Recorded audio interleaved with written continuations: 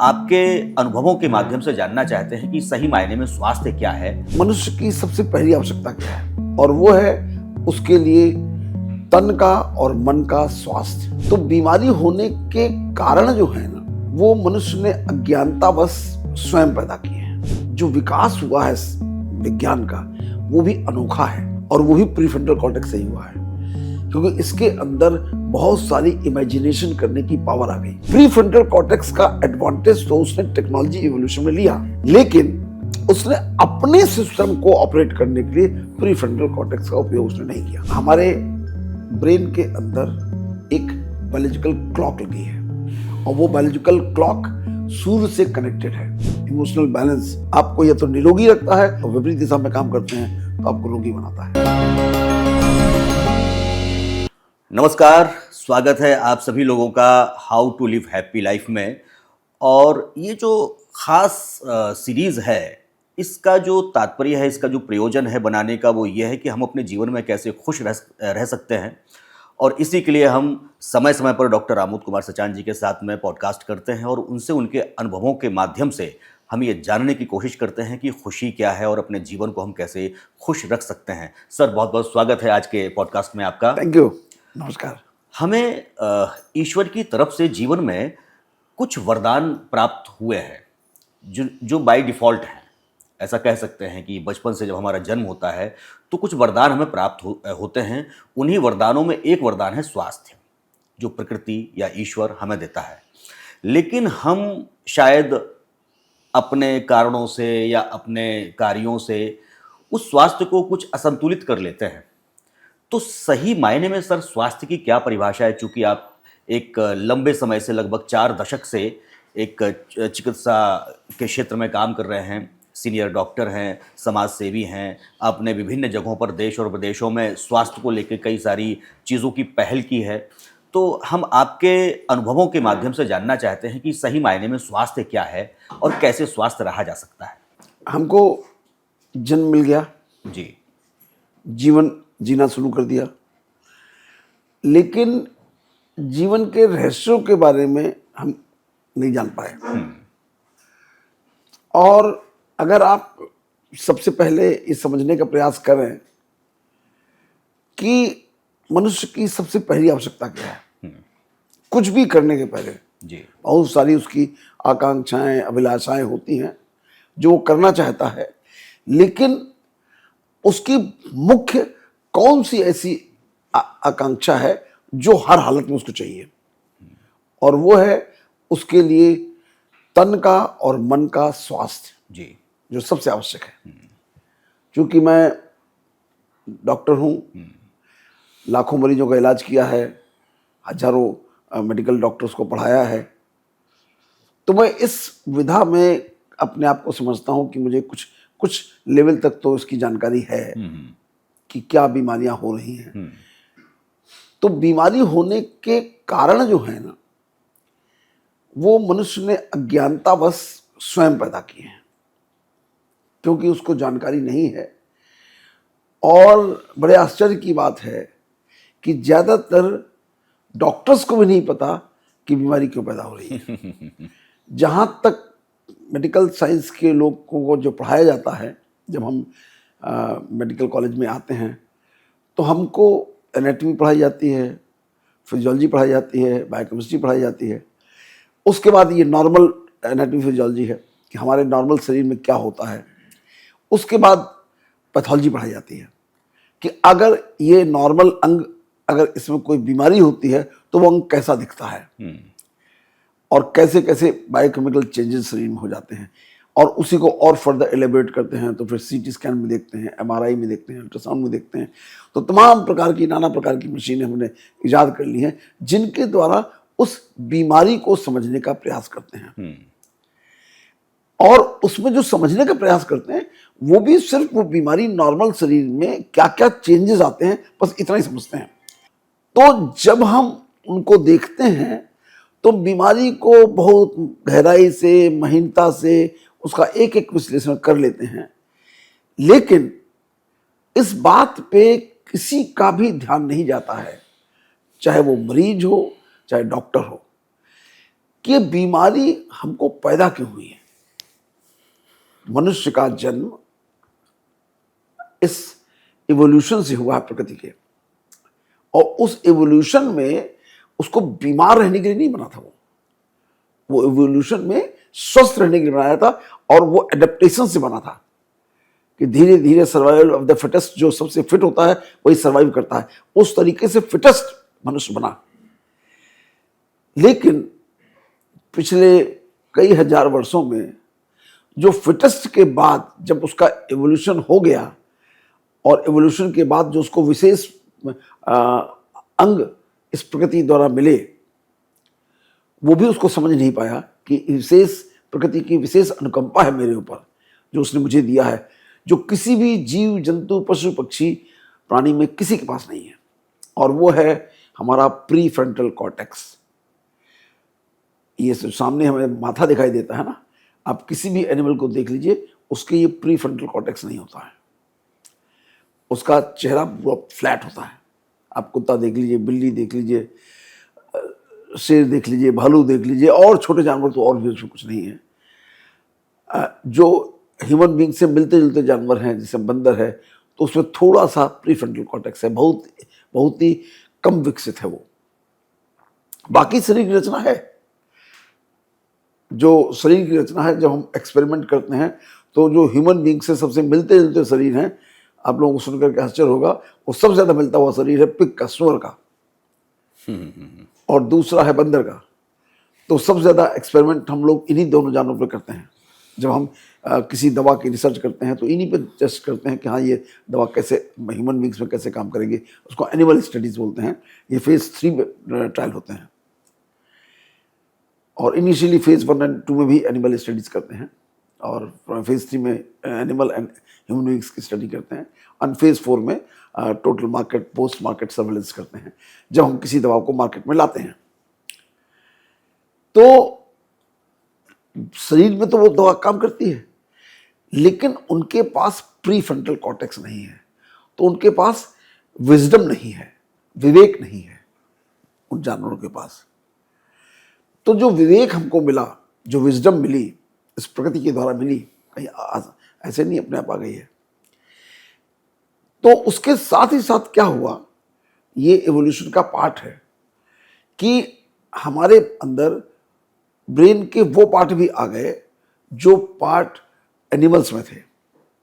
तो lower brain, limbic brain, जो animals में पाया जाता है, वो ह्यूमन बींग्स में भी आ गया।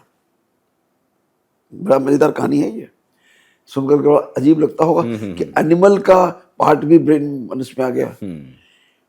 लेकिन प्री फ्रंटल कॉर्टेक्स बहुत अच्छा विकसित हुआ। उसके अंदर जो सूचनाएं आती हैं हमारे चारों पांचों इंद्रियों के द्वारा, उस सूचनाओं की प्रोसेसिंग बहुत अच्छी होती है।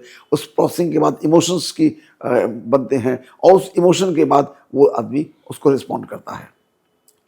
लेकिन ये शुरुआत में जब प्रकृति में बना होगा, उस समय तो प्रीफ्रंटल कॉर्टेक्स पूरा यूज हो रहा था।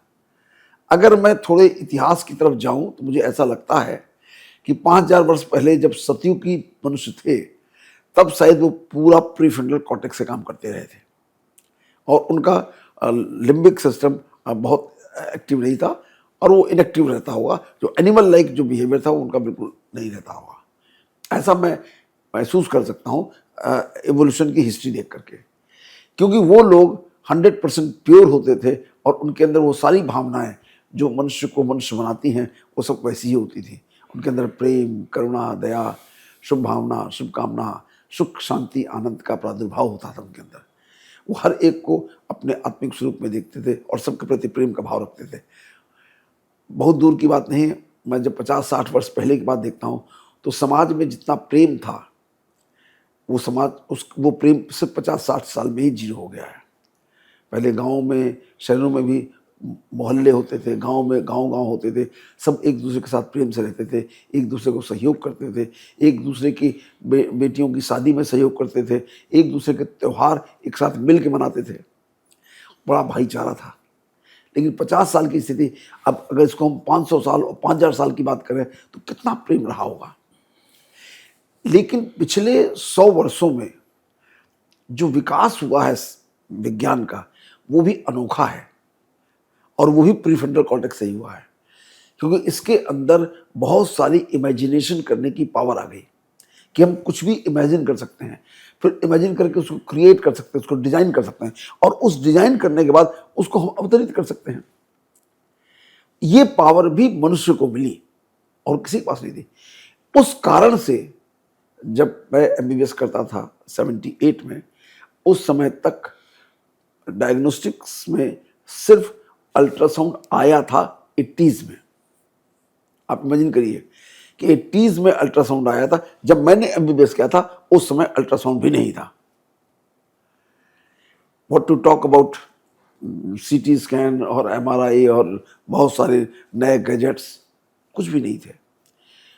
और जो मशीनें थी वो भी बहुत बड़ी बड़ी कॉम्प्लिकेटेड मशीनें थी, जिनका बहुत ही जो परफॉर्मेंस थी बहुत पुअर थी। तो ये बात 78 तो कुछ भी नहीं है, 50 साल है। क्योंकि मैंने जब मेडिसिन पढ़ी तभी से मैं बता सकता हूँ, उम्मीद करता हूँ उसके पहले भी लगभग ऐसी था। तो डॉक्टरों के पास सिर्फ आला था, डॉक्टरों के पास, और अपना विजडम थी जो उनको पढ़ाई जाती थी, ट्रेनिंग दी जाती थी। उससे दोनों से मिलकर के क्लिनिकल सेंस से हम डायग्नोसिस बना लेते थे और मरीज ठीक हो जाते थे, ज़्यादातर मरीज ठीक हो जाते थे, क्योंकि मरीजों के अंदर भी जो बीमारियां थी वो भी बहुत कम थी। मतलब जितना विकास टेक्नोलॉजी का हुआ है उससे ज़्यादा विकास बीमारियों का भी हुआ है। नाना प्रकार की नई नई बीमारियां आप देख रहे हैं जो पहले नहीं थी।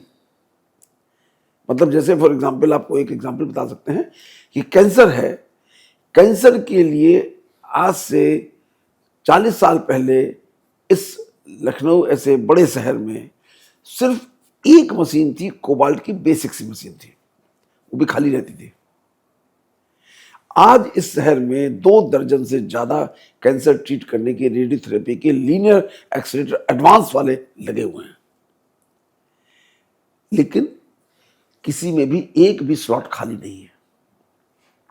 तो क्या हो गया कि ऐसी स्थिति आ गई कि सारे मनुष्य बीमार हो गए। तो इसको भी कोई ना कोई तो इसको स्टडी करे, कुछ तो समझे कि ऐसा क्यों हुआ कि इतनी बीमारी पैदा हो गई। और आज इस शहर में जब मैंने 1985 में हॉस्पिटल खोला था, तब शहर में गिने चुने अस्पताल थे। सरकारी मेडिकल कॉलेज था, केजीएमसी था, उसके अलावा एक बलरामपुर हॉस्पिटल था, एक सिविल हॉस्पिटल था, और प्राइवेट हॉस्पिटल में तो मैंने पहला हॉस्पिटल खोला था, पहला नर्सिंग होम था हमारे साथ में। फिर बाद में 1-2 नर्सिंग होम और आए। आज इस शहर में हर गली में दर्जनों अस्पताल हैं, क्लिनिक तो हजारों की संख्या में, लगता है 1-8 लाख होंगे क्लिनिक होंगे। डायग्नोस्टिक सेंटर ना के बराबर थे, और आज डायग्नोस्टिक सेंटर हर गली में एक डायग्नोस्टिक सेंटर है। अल्ट्रासाउंड, सीटी, एमआरआई ऐसे लगे हुए हैं जैसे ऑर्डिनरी टेस्ट हों। ये हालात हैं डायग्नोसिस करने की और ट्रीटमेंट करने की, लेकिन बीमारी है कि घटने का नाम ही नहीं ले रही। तो हमें सबसे ज़्यादा इस बात पे इंट्रोस्पेक्ट करना होगा कि बीमारियां इतनी बढ़ क्यों गई हैं। तो इसमें फिर हम जब अपने अंदर को झांकते हैं, भाई अगर हमें बीमारी को स्टडी करना है तो पहले अपने मनुष्य को स्टडी करना पड़ेगा, क्योंकि मनुष्य के अंदर बीमारी पैदा हो रही है तो कहाँ पैदा हो रही है, क्यों पैदा हो रही है। तो जब हम मनुष्य को देखते हैं तो यही प्री फ्रंटल कॉर्टेक्स जो इतना इवॉल्व है कि उसने इतना आविष्कार करा दिया, इतनी टेक्नोलॉजी इवॉल्व कर दी, इतना संसार सुंदर बना दिया, इतनी नई नई चीज़ें ईजाद कर दी कि आज देखिए अगर आप 50 साल से पहले कंपेयर करिए तो लगता है कुछ नहीं। अभी दुबई वर्ल्ड का सबसे पॉपुलर देश आजकल अपकमिंग है। 50 साल पहले वो सब तंबुओं में रहते थे, रेगिस्तान में रहते थे। आज गगनचुंबी इमारतें हैं, पूरे वर्ल्ड की सबसे ऊंची अट्टालिकाएं वहाँ बनी हुई हैं। लेकिन ये सब इधर इधर हुआ। लेकिन उसके साथ ही साथ मनुष्य इतना बीमार कैसे हो गया। तो ये प्री फ्रंटल कॉर्टेक्स का एडवांटेज तो उसने टेक्नोलॉजी इवोल्यूशन में लिया, लेकिन उसने अपने सिस्टम को ऑपरेट करने के लिए प्री फ्रंटल कॉर्टेक्स का उपयोग उसने नहीं किया। वहां पर उसने एनिमल का जो ऑर्गन है उसी का उपयोग करता रहा। और वो है लोअर ब्रेन में लिम्बिक सिस्टम एमिग्डाला, और ये एनिमल बिहेवियर है। उसको उसने पूरा का पूरा अपने अंदर याद कर ले आया, ढाल लिया, लेकिन कुछ जगह पर तो वहां भी नहीं, उसने एनिमल से भी नीचे गिर गया। अभी मैं एक एक करके उसकी गिनती करता हूं कि कहां वो एनिमल से भी ज्यादा नीचे गिर गया है। तो हमारे को एक और चीज उपलब्ध हुई कि हम अपने आप को समझने लगे कि हम एक यूनिक हैं और इस पूरी प्रकृति से अलग हैं। हमको प्रकृति से कुछ लेना देना नहीं है, जो सबसे बड़ा भ्रम है। हम सब इसी प्रकृति का हिस्सा हैं। जैसे बाकी जीव जंतु पशु पक्षी हैं, वैसे हम भी इसी प्रकृति का हिस्सा हैं। और हमने अपने आप को काट लिया उससे, बिकॉज ऑफ द डेवलपमेंट। जो इतने हमने साइंस के नए नए इजाद किए, उस कारण से हम प्रकृति से कट गए। तो अब हम मूलतः उन बातों को डिस्कस करेंगे एक एक करके कि हमको प्रकृति के साथ रहने में हमको क्या क्या करना चाहिए था, जो मैंने नहीं किया या उसका उल्टा किया, जिस कारण से आज हम सब बीमार हैं। आज हम और अब लौट करके हमारी डेफिनेशंस स्वास्थ्य की धीरे धीरे बदल रही हैं। WHO ने शुरुआत में जब स्वास्थ्य की डेफिनेशन की तो उन्होंने कहा health is not merely absence of disease but it is physical mental and emotional wellbeing. बीमारी का एब्सेंट होना हेल्थ नहीं है। और आज वही WHO उसमें स्पिरिचुअल वेलबींग जोड़ रहा है। और अब अगर ये स्पिरिचुअल वेलबींग नहीं है तो मनुष्य स्वस्थ नहीं रह सकता है। तो स्पिरिचुअल वेलबींग है क्या, वो समझना होगा। तो स्पिरिचुअल वेलबींग है कि वो हमारे जो विचार हैं वो आत्मिक स्वरूप में होने चाहिए। अनफॉर्चुनेटली स्पिरिचुअलिटी भी गलत हाथों में पड़ गई और उससे भी मनुष्य दिग्भ्रमित हो गया है। क्योंकि आध्यात्म को हिंदी में आध्यात्म कहते हैं, अंग्रेजी में स्पिरिचुअलिटी कहते हैं, उर्दू में रूहानियत कहते हैं। ये सब मनुष्य के पार्ट थे और जिन लोगों की ये जिम्मेदारी थी इसको आगे बढ़ाने का, समझाने का, वो स्वयं भ्रमित हो गए। जो हमारे धर्मगुरु थे, चाहे वो किसी भी संप्रदाय के हों, उन सबका काम था कि पूरे समाज को दिशा देना, उनको जीवन जीने की कला बताना। लेकिन वो सब कर्मकांड में फंस के रह गए और जीवन जीने की कला भूल गए। सभी धर्मों का एक ही उद्देश्य है, जिनको धर्म कहते हैं। बेसिकली धर्म वो नहीं है, सबके सब संप्रदाय है। धर्म सिर्फ एक है, जो मनुष्य का धर्म है वही सारा धर्म है। और ये कन्फ्यूजन जो धर्म के नाम पर हुआ, ये सबसे ज्यादा विध्वंसकारी रहा मानवता की सभ्यता को नीचे गिराने के लिए। और धर्म का मतलब है कि मेरे शरीर में जो नियम प्रकृति के लागू होते हैं वो धर्म है मेरा। कि जैसे छोटा सा धर्म समझ लीजिए, यदि मुझे गुस्सा आता है तो मेरा हार्ट रेट बढ़ेगा, पल्स रेट बढ़ेगा, रेस्पिरेटरी रेट बढ़ेगा। ये नॉर्मल है, ये बढ़ेगा ही बढ़ेगा। हम गुस्सा करें और हमारा हार्ट रेट न बढ़े, असंभव है। लेकिन इस बात को किसी ने समझा नहीं, बजाय इसके कि उन आडंबरों को ही धर्म समझ बैठे। वो आडंबर जो कर्मकांड हैं वो किसी कारण से उस समय के जो एनलाइटेंड सोल थी, लोगों ने बनाए थे कि लोग इसको याद करके उस पूरे अपने परिदर्श को याद करेंगे और ठीक रहेंगे। लेकिन उन सारी चीजों को भूल करके आडंबर को ही, कर्मकांड को ही उन्होंने धर्म समझ लिया। तो वो धर्म नहीं है। धर्म हमारे ऊपर लागू होने वाले प्रकृति के नियम हैं जो सब पर एक समान लागू होते हैं। तो मनुष्य को क्या क्या वो आधार स्तंभ हैं, यदि वो मानसिक रूप से और शारीरिक रूप से स्वस्थ रहना चाहता है तो उनका पालन करे। तो उसमें जो सबसे पहला काम है जो हमें समझना चाहिए, जो मनुष्यों और जानवरों में फर्क हो गया है, हमारे ब्रेन के अंदर एक बायोलॉजिकल क्लॉक लगी है और वो हाइपोथैलेमस पिट्यूटरी के जंक्शन में लगी है। और वो बायोलॉजिकल क्लॉक सूर्य से कनेक्टेड है, सन से कनेक्टेड है। जैसे आप कभी देखे हो सूर्यमुखी का फूल है, वो सूर्य से वो भी कनेक्टेड है। तो जब तभी उसको सूर्यमुखी बोलते हैं कि जब सूर्य की दिशा जिधर जाती है उधर वो फूल अपना दिशा बदलता जाता है। वो प्रकृति का उसके अंदर प्रीफ्रंटल कॉर्टेक्स नहीं है, इसलिए वो उस नियम का अक्षरशः पालन कर रहा है। मनुष्य के अंदर प्रीफ्रंटल कॉर्टेक्स आ गया, उसके अंदर विवेक आ गया, तो वो उस प्रकृति से कट गया। घड़ी हमारे पास लगी, हमारी जो घड़ी लगी है वो ज्यादा विकसित घड़ी है, वो उस सूर्यमुखी के पौधे से या एनिमल से बहुत ज्यादा विकसित है वो। लेकिन हम भूल गए कि हम इस सूर्यमुखी की तरह हम भी हैं, और हमको सूर्य के अनुसार अपने जीवन की दिनचर्या को करना होगा। वो क्या है? जो हमारे शरीर में हार्मोन्स, न्यूरोट्रांसमीटर्स, नर्वस सिस्टम, ये जो काम करता है, ये उसी क्लॉक से कनेक्टेड है। सारे हार्मोन्स हमारे सुबह 4 बजे रिलीज होते हैं। 4 बजे से लेकर कुछ 6 बजे तक आते हैं। इंसुलिन 4 बजे से 6 बजे तक होती है, ग्लूकागॉन उसी तरह समय रिलीज होता है। कॉर्टिसोल 4 बजे से लेकर 8 बजे तक रिलीज होता है। ये समय भी 4 सिर्फ मैं एक कन्वीनियंस के लिए बता रहा हूँ, उसका वास्तविक समय है सूर्योदय के 2.5 घंटे पहले शुरू होता है, जो वास्तविक समय है, क्योंकि सूर्योदय का समय भी हर ऋतु के अनुसार बदलता रहता है। तो हमको सूर्योदय के 2.5 घंटे पहले उठना है, जगना है। अगर कभी आप उठे हो तो आप देखेंगे कि सारे जीव जंतु, सारे पशु पक्षी, सारे जानवर उठ जाते हैं।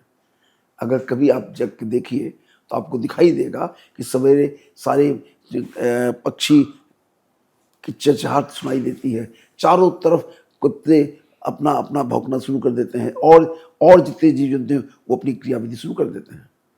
उनके पास तो घड़ी भी नहीं है, वो तो जानते भी नहीं कैसे देखा जाए, लेकिन उनकी क्लॉक सेट है, उनके अंदर प्री फ्रंटल कॉर्टेक्स नहीं है जो उसको चेंज कर सके।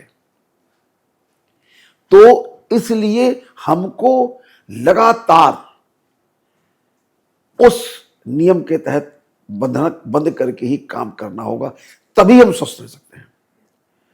क्योंकि पूरी अंदर की जो हमारी क्रियाविधि है वो बिल्कुल फिक्स्ड है, उसमें कोई परिवर्तन नहीं हो सकता है। लेकिन आज क्या हो रहा है? आज आदमी रात के 2 बजे तक जग रहा है, सुबह 8-10 बजे तक सो रहा है, तो उसका सारा का सारा सिस्टम फेल हो गया। अब जिस समय उसको जगना है, उस समय क्यों जगना है मैं थोड़ा सा एक्सप्लेन कर दूं कि जगने का कारण क्या है।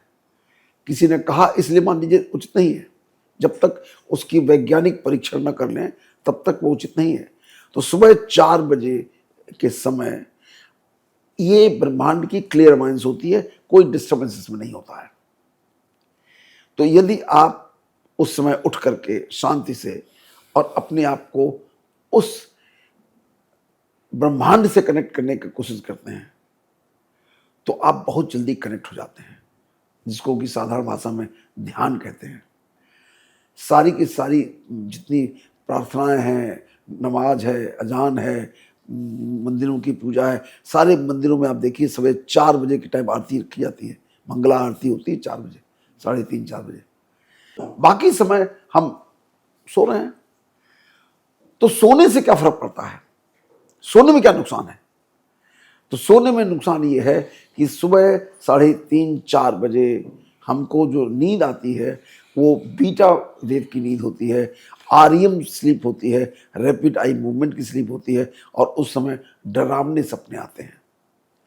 तो जब डरावने सपने आते हैं तो हम सिंपैथिक ओवरड्राइव में चले जाते हैं और हमारा सिंपैथिक नर्वस सिस्टम एक्टिवेट हो जाता है और हम घबराहट, बेचैनी में हो जाते हैं।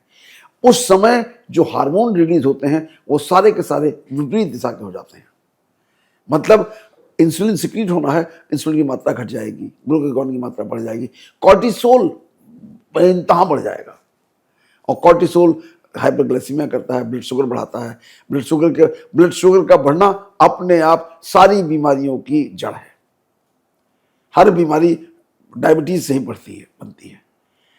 और कितनी छोटी सी गलती है कि हम समय से जगना नहीं जानते हैं।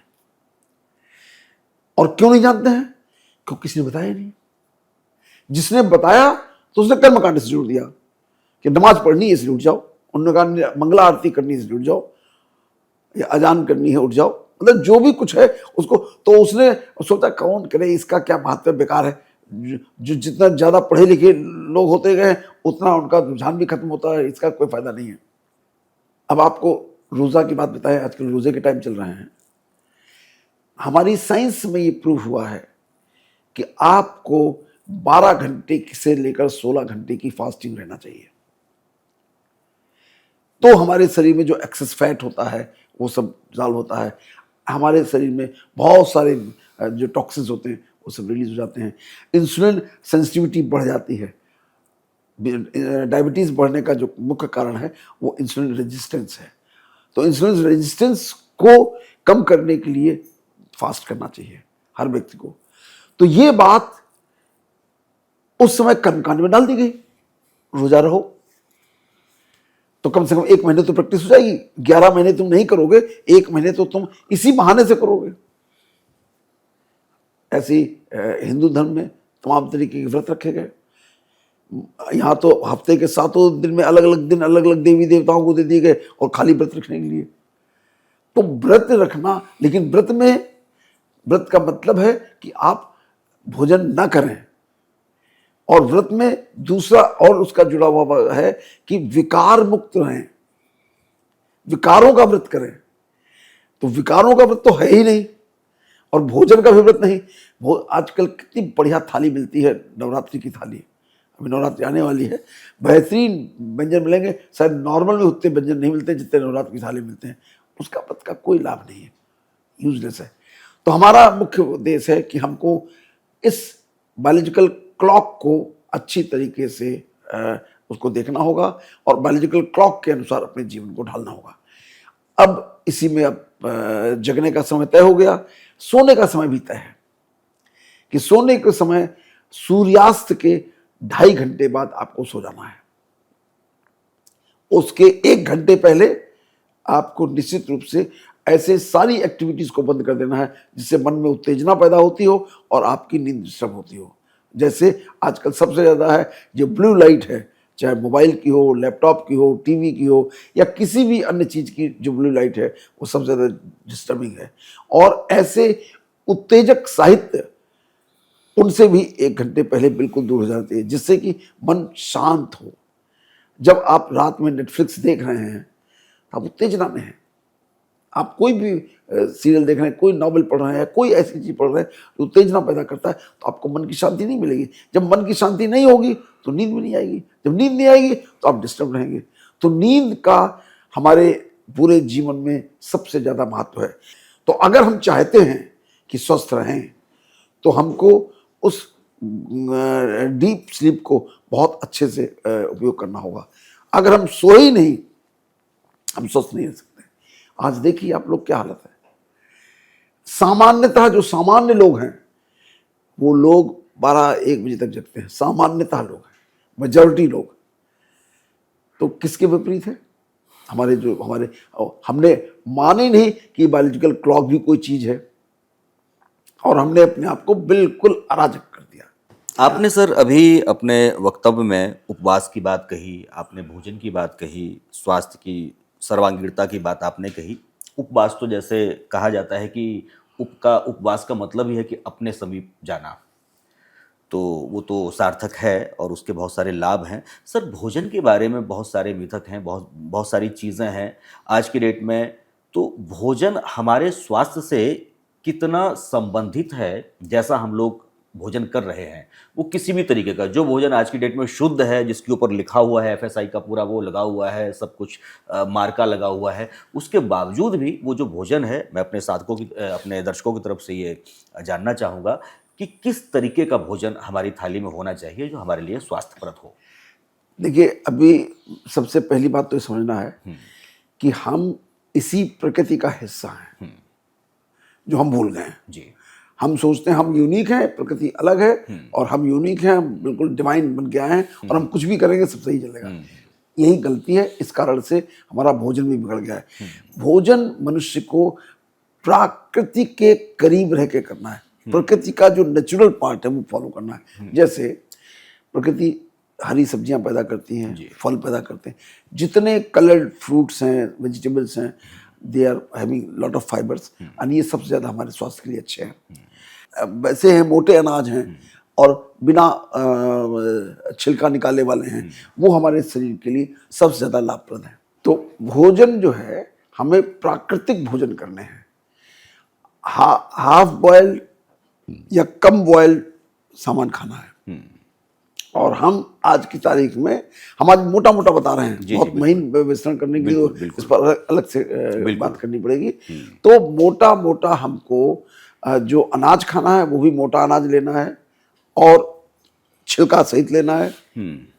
जो फूड का है वो हाफ कुक्ड या कुक्ड खाना है। फाइबर बहुत ज़्यादा मात्रा में खाने हैं। प्रोटीन खानी है, लेकिन ऐसा नहीं है कि प्रोटीन को हम प्रिसाइसली खाएंगे, हाई प्रोटीन डाइट खाइए तो बहुत स्वास्थ्यकारी है।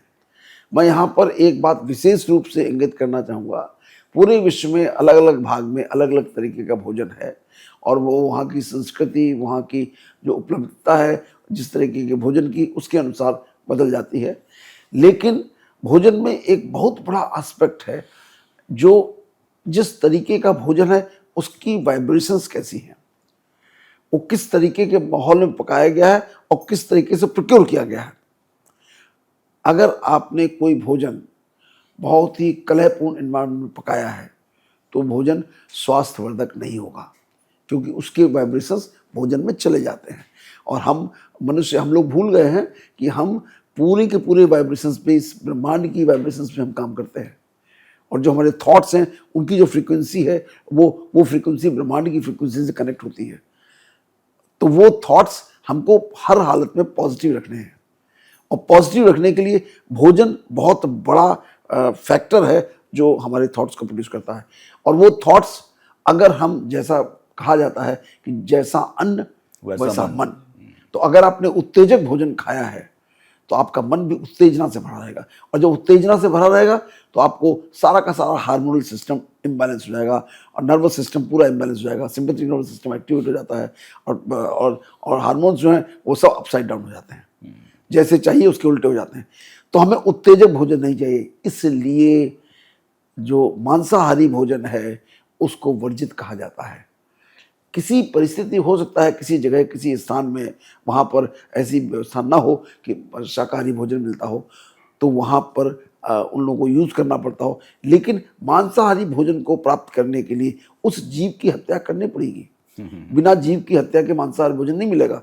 तो जो जीव की हत्या के समय, जिस समय उसकी हत्या की जा रही होती, उस समय उसका मानस देखिए कैसा होगा।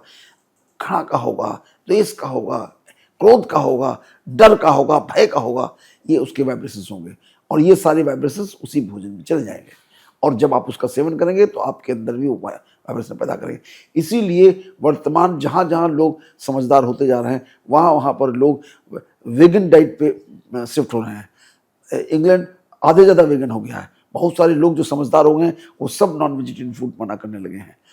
हमारे शरीर की मैकेनिज्म इतनी बढ़िया है कि हम प्रोटीन, फैट, कार्बोहाइड्रेट तीनों इंटरकन्वर्टेबल हो जाता है। हमारा लिवर जो है बहुत ही मैजिकल ऑर्गन है और वो सब एक दूसरे में बदल लेता है। हम जब कार्बोहाइड्रेट खाते हैं वो अंदर जाकर के फैट बन जाता है, हम फैट खाते हैं वो अंदर जाकर कार्बोहाइड्रेट बन जाता है। तो ऐसे ही प्रोटीन, सब मैकेनिज्म है, उसको अंग्रेजी में बताने से कोई फायदा नहीं, ज़्यादा टेक्निकल हो जाएगा। लेकिन ये तीन के तीनों आपस में इंटरकन्वर्टेबल है। तो हमारा मुख्य रूप से हमको शुद्ध सात्विक भोजन करना है। और शुद्ध सात्विक भोजन में जैसा बताया कि आपको सीरियल्स, वो वाले मोटे वाले सीरियल्स लेने हैं, आपको सब्जियां और फल खूब मात्रा में लेने हैं, फाइबर की मात्रा बहुत ज़्यादा रखनी है और इसके साथ ही साथ प्रोटीन लेनी है। लेकिन प्रोटीन कोई ऐसा नहीं है कि प्रोटीन खाएंगे तुम स्वस्थ हो जाएंगे। आपने अभी देखा है पिछले कुछ वर्षों में कि ऐसे ऐसे लोग जिनके सिक्स पैक्स ऐप हैं, बिल्कुल हेल्दी दिखते हैं, दिखने में आदर्श, उन लोगों के आदर्श हैं कि इनसे अच्छा कोई होगा नहीं, और वो सब के सब हार्ट अटैक के में उनकी डेथ हुई है, जिम के अंदर डेथ हुई है। प्रोटीन के पाउडर पैक पीते हैं, नॉन वेजिटेरियन फूड को खाते हैं, लेकिन उससे कुछ नहीं होता। तो हमको अपनी सेहत को ध्यान रखने के लिए अपने फूड को शुद्ध सात्विक रखना होगा, तभी हम ठीक रह पाएंगे। इसके साथ ही साथ सबसे बहुत इंपॉर्टेंट एस्पेक्ट है हमारे भोजन का समय। भोजन के साथ साथ इसकी महत्ता उतनी ही है, और भोजन का समय यह है कि सवेरे सबसे ज़्यादा हैवी फूड होना चाहिए, ज़्यादा मात्रा में होना चाहिए, और वो है ब्रेकफास्ट लाइक ए किंग, राजा की तरह ब्रेकफास्ट करना चाहिए। और दोपहर का लंच कम मात्रा में होना चाहिए, और डिनर सबसे कम मात्रा में होना चाहिए। और डिनर जो है वो सूर्यास्त के पहले हो जाना चाहिए। क्यों सूर्यास्त पहले हो जाना चाहिए? क्योंकि हमारा गैस्ट्रिक एम्पटिंग टाइम 2.5 घंटे है, और 2.5 घंटे बाद ही हमको सोना है सूर्यास्त के। तो हम जिस समय सूर्यास्त हो रहा है उस समय हम भोजन करें। जब रमजान के महीने होते हैं सूर्यास्त के टाइम पे भोजन कराया जाता है। जब ब्रेकफास्ट, जब फास्ट तोड़ते हैं तो सूर्यास्त समय होता है, उसको बाद में भी कर सकते हैं, लेकिन उसके बाद भोजन नहीं करना चाहिए। क्योंकि जब आप सो गए, लेट गए, सो गए या लेट गए, भोजन आपने मान ली सपोज आपने 11 बजे किया, जो आजकल नॉर्मली बहुत सारी पार्टियां रात के 11-12 बजे होती हैं। जब आप खाना खा के, और वो भी भोजन जो डाइजेस्ट नहीं हो रहा है, वो ग्रेवी से भरा हुआ विकृत भोजन, तो सब जब पेट में जाता है तो रिगर्जिटेशन होता है, इसोफेजियल रिगर्जिटेशन होता है, तो उसमें सारे अल्सर बनते हैं। मतलब आपको एसिडिटी की जितनी शिकायत आज आप देखते हैं, जब मैं दवाओं को देखता हूं तो सबसे ज्यादा दवाएं बिकने वाली हैं एसिड पेप्सिन डिजीज की। प्रोटॉन पंप इनहिबिटर की सेल ऐसी होती है जिसे लैया चना बेचा जा रहा हो। इसी कारण से है वो, क्योंकि हम गलत टाइम पे खाते हैं, गलत टाइम पे सोते हैं। अगर आप किसी वजह से नहीं खा पाए तो छोड़ दीजिए, भूल जाइए। मैक्सिमम से मैक्सिमम लिक्विड डाइट ले लीजिए। लिक्विड का मतलब है कोई दूध पी लीजिए, या कोई थोड़ी चीज, वही उत्तेजना वाली चाय मत पीजिए रात के समय, क्योंकि नींद डिस्टर्ब होगी। तो आप सही सोएंगे, सही जगेंगे, और आपका स्वास्थ्य ठीक रहेगा। एक किंवदंती है कि मन के स्वास्थ्य के लिए धर्म और तन के स्वास्थ्य के लिए कर्म बहुत ज़रूरी होता है। तो हमारा जो तनाव है, हमारा जो स्ट्रेस लेवल है, वो हमारे स्वास्थ्य को कितना संतुलित करने में सक्षम है, या उसका क्या वो है, रोल है? जैसा मैं आपको बताता रहता हूँ कि स्वास्थ्य के 4 आधार स्तंभ हैं। जी। एक भोजन है, दूसरा हमारे सोने जगने का समय है, और तीसरा है एक्सरसाइज है। कि हम अपने, ये हमारा जो एवोल्यूशन में हम जब बने हैं तो हमारे को दौड़ भाग के अपना भोजन प्राप्त करना होता था, तो शरीर में एक्सरसाइज हमारे जीन्स में आ गई है। तो हमको स्वस्थ रहने के लिए एक्सरसाइज करनी पड़ेगी, दौड़ भाग करनी पड़ेगी, इट्स मैंडेटरी। अगर हम नहीं करेंगे तो हम स्वस्थ नहीं रहेंगे। और चौथा है इमोशनल बैलेंस, जिसकी आप बात कर रहे हैं कि स्ट्रेस जो है ना, ये सबसे बड़ी बीमारी है। और मैं जब इसको कनेक्ट करता हूँ तो मैं ये पाता हूँ कि जो पहले 3 आधार हैं वो सिर्फ 25% ही हैं, 25-30% से ज़्यादा उनका रोल नहीं है। चौथा जो आधार है इमोशनल बैलेंस, स्ट्रेस फ्री, वो 75% आपके ऊपर लागू होता है, और वही आपको या तो निरोगी रखता है, और यदि आप उस विपरीत दिशा में काम करते हैं तो आपको रोगी बनाता है। तो आपको निरोगी रहने के लिए स्ट्रेस फ्री रहना पड़ेगा। तो स्ट्रेस फ्री कैसे रहा जाए, ये बहुत आवश्यक है। जी बिल्कुल। जब एक डॉक्टर, और एक ऐसे डॉक्टर जिन्होंने एक लंबा प्रैक्टिस का जो टाइम रहा है, जब वो ये सजेशन देते हैं कि स्वास्थ्य कैसे रहा जाए, अस्पताल ही सिर्फ स्वास्थ्य की चाबी नहीं है, आपके स्वास्थ्य की चाबी आप खुद हैं। तो ये जो अनुभव है, ये डॉक्टर आमोद कुमार सचान जी के जो अनुभव हैं, वो अनबायस्ड रूप से हमारे साथ शेयर करते हैं। भले ही इनके अस्पताल को घाटा हो जाए, यहाँ पर मरीजों की संख्या कम हो जाए, कोई डॉक्टर नहीं चाहेगा कि उसके हॉस्पिटल में मरीजों की संख्या कम हो, लेकिन डॉक्टर आमोद कुमार सचान वाहिद एक ऐसे शख्सियत हैं जो हर मिथक को तोड़ते हुए इमोशनल बैलेंस को प्रॉपर तरीके से कैसे बैलेंस रखा जाए उसको करते हुए, और हम सभी के साथ अपने अनुभव को साझा करते रहते हैं, कर रहे हैं। आगे भी हम निश्चित रूप से स्वास्थ्य के ऊपर और ढेर सारी बातें करेंगे।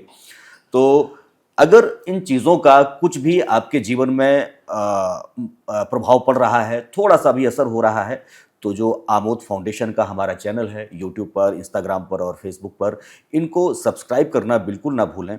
आपको निश्चित रूप से इसका लाभ मिलेगा। हम लोग क्योंकि विभिन्न टॉपिक्स पर बात करते रहते हैं, अभी जो हमारी सीरीज़ चल रही है वो how to live happy life है। अपने जीवन को कैसे खुशहाल रखें, इसके लिए हम लोग कुछ ना कुछ डिस्कशन करते रहते हैं। डॉक्टर आमोद कुमार सचान जी के लाइफ से जो अनुभव निकल कर आते हैं, बहुत बृहद अनुभव हैं, तो हम उनको साझा करते हैं और आप तक पहुंचाते हैं। डॉक्टर साहब, स्वास्थ्य के बारे में जो आपने आज इतनी महत्वपूर्ण बातें हमारे दर्शकों को और हमें बताई, उसके लिए आपका बहुत बहुत धन्यवाद। अगले पॉडकास्ट में आपसे फिर से मुलाकात होगी।